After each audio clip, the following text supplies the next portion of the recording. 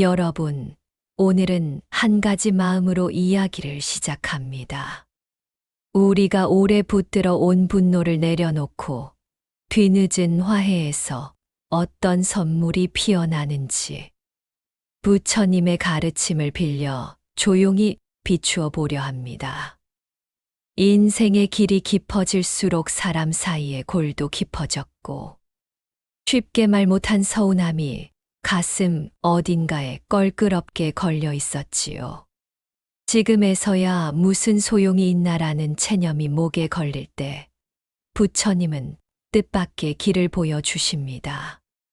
늦은 화해가 헛되지 않음을, 분노보다 온기가 훨씬 멀리 간다는 사실을요. 젊을 땐 이기는 말이 필요한 줄 알았습니다. 말에 칼날이 번쩍이면 정의가 선다고 믿었습니다. 그러나 길이 익어갈수록 깨닫습니다. 이김이 관계를 지켜준 적은 드물었다는 것을요. 마음을 다친 사람은 이겼다는 기록보다 자신이 존중받았다는 감각을 오래 기억합니다. 부처님은 오래전 이런 그림을 보여주셨습니다. 손에 들고 있는 불타는 횃불로 누군가를 치려하면 먼저 내 손부터 데인다는 그림입니다. 분노의 횃불을 오래 쥐고 있던 우리는 이제 손바닥에 물집을 봅니다. 자, 여기에서부터 시작해 봅시다. 불을 내려놓고 따뜻한 등잔을 켜는 자리로 분노의 때가 차오르는 순간을 떠올려 봅니다. 고집센 형제의 말투 하나, 평생 반복된 배우자의 습관, 자녀의 서운한 눈길. 그 순간 우리는 첫 번째 화살을 맞지요. 오해, 실수, 무례의 화살. 여기까지는 누구에게나 오는 바람입니다. 그런데 부처님은 이렇게 일러주십니다. 같은 상처라도 두 번째 화살을 맞느냐 아니냐가 고통의 길이를 가른다고. 왜 하필 나야? 나는 늘 당해. 저 사람은 절대 변하지 않아라는 생각이 두 번째 화살입니다. 두 번째 화살은 스스로 쏘는 화살입니다. 우리는 그 화살을 쥔 채 살아왔습니다. 오늘은 이 화살을 내려놓는 연습을 해봅니다. 내려놓는 순간 처음 맞았던 상처의 통증은 여전할지라도 고통의 길이는 짧아집니다.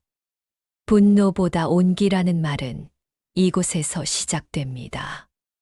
부처님은 또 이렇게도 가르치셨습니다.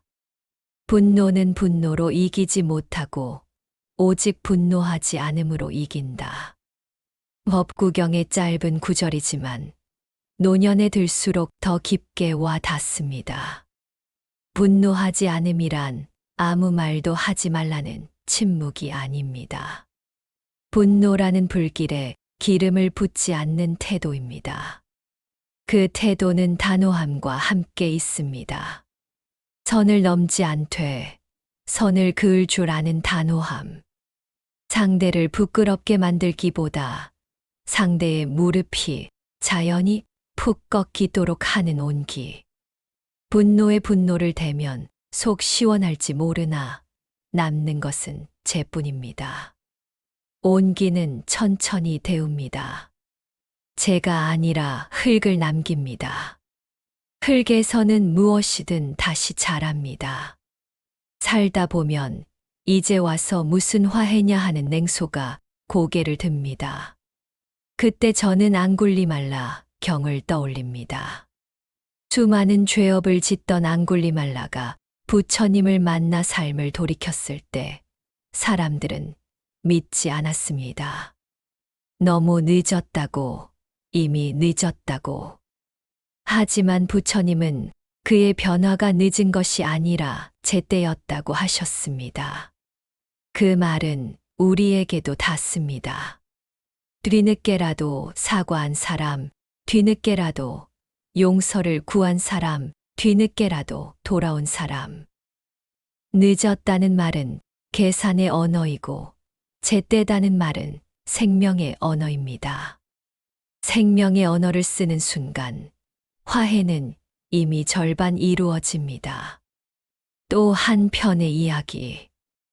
거친 모욕을 들은 제자들이 분노로 들끓자 부처님은 설령 도적들이 톱으로 너희의 팔다리를 자른다 해도 마음을 더럽히지 말아야 한다는 극단의 비유로 마음의 주인을 일깨우셨습니다. 이것은 당장 현실에서 모든 억울함을 삼키라는 말이 아닙니다. 오히려 분노라는 앙금이 내 안에 굳어져 내 눈을 어둡게 만들고 내 입을 거칠게 만드는 것을 경계하라는 말입니다.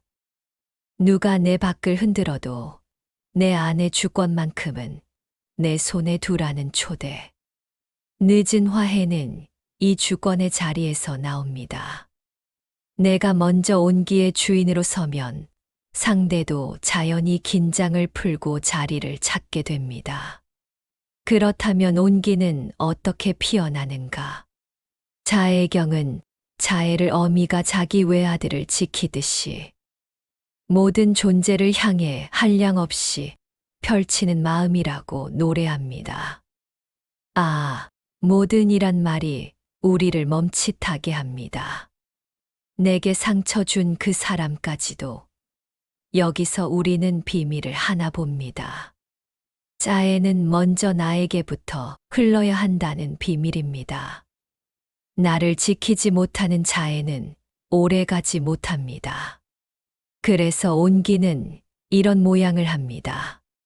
나를 무너뜨리는 말을 스스로에게서 거두고 나를 깎아내리는 마음을 조용히 앉혀놓습니다. 그러면 몸의 긴장이 풀리고 목소리가 낮아집니다. 낮아진 목소리는 상대의 방어를 내립니다. 방어가 내려가면 오해가 지칠 틈이 생깁니다. 그 틈으로 화해가 들어옵니다. 늦었지만 분명히 들어옵니다. 두 이웃이 있었습니다. 평생 담장을 사이로 눈도장만 찍고 지냈습니다. 어느 겨울 한 집의 굴뚝에서 연기가 끊겼습니다. 다른 집에서 먼저 국을 끓였습니다. 이웃님, 김이 나지 않아 걱정되어 가져왔습니다. 서로의 집에 처음 들어간 그날, 두 사람은 말수가 적었습니다. 다만 어색하게 숟가락을 들고 오래 뜸들여 온 서운함을 한 숟갈씩 삼켰습니다. 다음 날 굴뚝에 김이 올랐습니다. 겨울이 가고 봄이 올 때까지 그들은 많은 말을 나누지 않았습니다. 국이 오갔을 뿐입니다. 이게 온기입니다. 온기는 큰 변론을 필요로 하지 않습니다. 온기는 변론보다 오래 갑니다. 국처럼 김처럼 서서히 스며들기 때문입니다. 한 아버지와 아들이 있었습니다. 아들은 늘 불만이었고 아버지는 늘 서툴렀습니다. 세월은 흘러 어느 날 아들이 먼저 말했습니다. 아버지, 당신의 침묵이 내게는 버림 같았습니다. 아버지가 대답합니다. 나는 말로 살 줄 몰랐구나. 침묵으로 사랑한다고 믿었지. 두 사람은 서로의 오해가 오랫동안 단단한 벽이었음을 알았습니다. 그날 벽에 작은 문 하나가 생겼습니다. 큰 사과가 오고 가지 않아도 됐습니다. 작은 문을 통해 바람이 드나들기 시작했습니다. 바람이 드나들면 곰팡이는 쓰러집니다. 늦은 화해의 선물은 바로 이 환기입니다. 막혀있던 마음방에 드나드는 바람. 바람은 병을 고치지 않지만 치유가 자랄 환경을 만듭니다. 우리는 종종 화해를 과거의 책임을 똑같이 나누는 거래쯤으로 오해합니다. 그러나 부처의 자비는 거래가 아닙니다. 그때 내가 더 잘했어야지라는 순간 화해의 문은 닫힙니다. 그때 나는 서툴렀다로 바꾸는 순간 문은 조금 열립니다. 이 말이 내 잘못만을 모두 짊어진다는 뜻은 아닙니다. 다만 내 발치에 있는 짐부터 들어 올린다는 뜻입니다. 상대의 발치에 있는 짐은 조금 있다가 함께 들어도 늦지 않습니다. 먼저 들어 올린 사람이 이기는 게 아니라 먼저 들어 올린 사람이 먼저 자유로워집니다. 화해에는 언제나 체면이라는 그림자가 딸려옵니다. 체면은 나쁘끄럼을 덮어주기도 하지만 때로는 마음의 진실을 가립니다.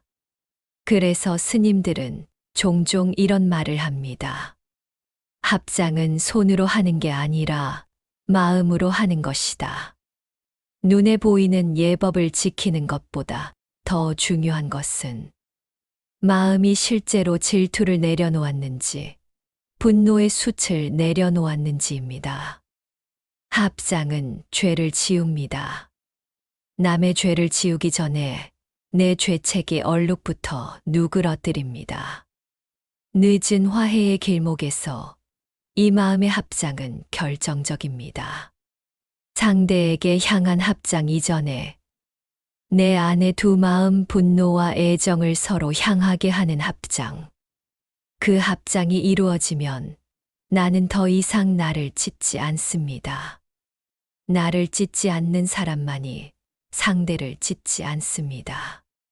우리가 분노를 붙들 때 가장 두려운 것은 내가 당한 억울함이 사라질까 봐입니다. 억울함을 놓으면 진실이 지워지는가? 그 두려움이 우리를 사납게 합니다. 부처님은 여기에서도 길을 보여주십니다. 진실은 분노가 아니라 정직으로 지켜집니다. 정직은 당신이 잘못했다만을 반복하는 소리. 높은 주장보다 그때 나는 이랬다라고 자신의 마음을 가리키는 차분한 고백에서 시작됩니다. 고백은 약함이 아닙니다.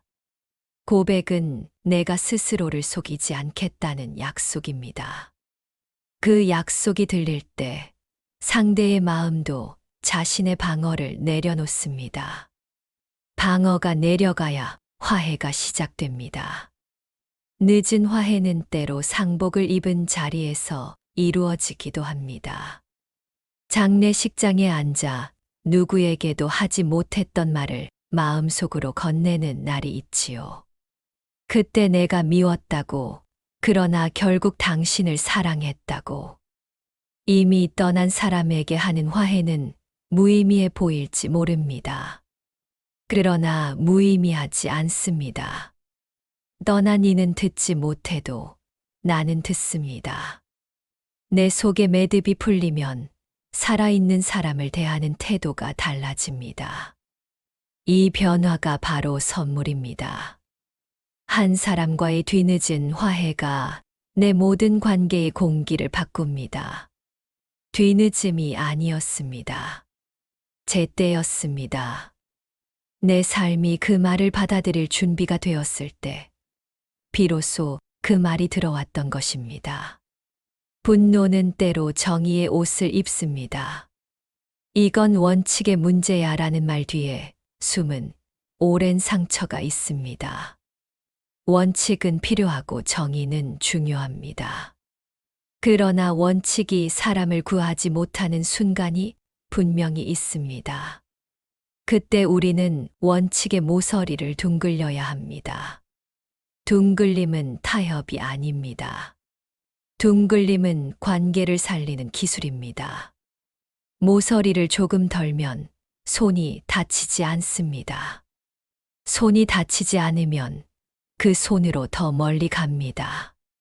원칙을 지키는 길과 사람을 지키는 길이 어긋날 때 사람을 먼저 지키는 선택이 결국 원칙을 살립니다. 온기는 이 선택에서 납니다. 우리는 각자의 밤을 가지고 살아왔습니다. 어디에도 말하지 못한 사연, 그때 그 표정, 마지막으로 슬쩍 돌렸던 눈. 늦은 화해는 그 밤을 부정하지 않습니다. 오히려 밤이 얼마나 깊었는지 인정합니다. 인정은 작은 빛을 불러옵니다. 그 작은 빛은 밤을 밀어내지 않지만 밤의 색을 다르게 보이게 합니다. 그 다른 색이 우리를 살립니다. 고요 속에서 들리는 숨 사이로 스며드는 온기. 분노의 밤은 검었고 온기의 밤은 짙은 남색입니다. 남색의 밤에서 새벽은 자연히 찾아옵니다. 오늘 누군가의 얼굴이 떠오르십니까? 어쩌면 전화번호를 지워버렸던 사람일 수도 있고, 같은 집에 살면서도 마음의 거리를 둔 사람일 수도 있습니다. 마음 속에서만 살짝 상대의 이름을 불러보십시오. 그 이름이 혀끝에서 부드럽게 굴러가는지, 아직 모서리에 걸리는지 느껴봅니다. 부드럽게 굴러가지 않아도 괜찮습니다. 모서리에 걸리는 그 감촉이 오늘의 진실입니다. 진실을 모른 척하지 않는 것이 온기의 첫걸음입니다. 그 다음은 삶이 해줍니다. 뜻밖의 자리에서 만나고 생각지 않은 소식이 오고 예기치 않게 서로의 눈빛이 풀리는 순간이 옵니다. 그 순간을 준비하는 것은 우리의 몫이 아닙니다. 우리의 몫은 다만 분노의 횃불을 오래 쥐고 있지 않는 것. 그 불을 내려놓고 한쪽에 등잔불을 켜두는 것. 누가 오든 누가 떠나든 내 방이 너무 어둡지 않도록. 결국 분노보다 온기는 깊습니다.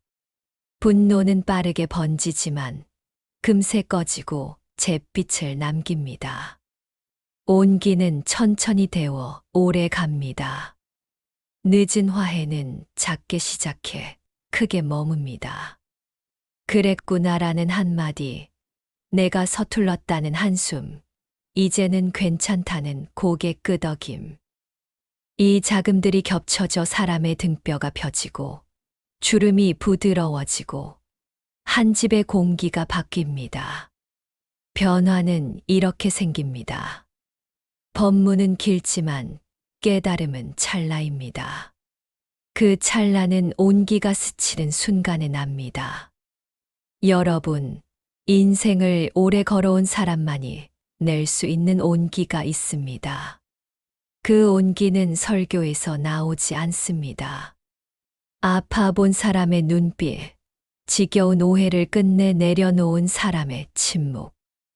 뒤늦게라도 손을 내민 사람의 미소에서 나옵니다. 부처님은 이 마음을 널리 끝없이 펼치라고 하셨습니다. 끝없이가 어렵다면 오늘 닿는 만큼만 펼치면 됩니다. 닿는 만큼이 곧 끝없는 길의 문턱입니다. 그 문턱을 넘어가면 보입니다. 분노보다 온기가 멀리 간다는 것을, 늦은 화해가 가장 큰 선물이었다는 것을. 이제 마음 안에 따뜻한 자리를 하나 남겨둡니다. 오래된 이름들이 들어와 잠시 쉴 수 있는 자리를. 그 자리에서 우리는 서로를 심판하지 않습니다. 그저 앉아 조용히 김이 오르는 국처럼 서로의 얼굴을 데웁니다. 눈빛이 풀리고 어깨가 내려가고 말이 느려지면 다툼의 한복판에서도 사람은 사람을 다시 봅니다. 그 순간 화해는 이미 익었습니다. 늦었지만 제때에. 그 선물이 여러분의 오늘을 가만히 덮어 주기를 빕니다.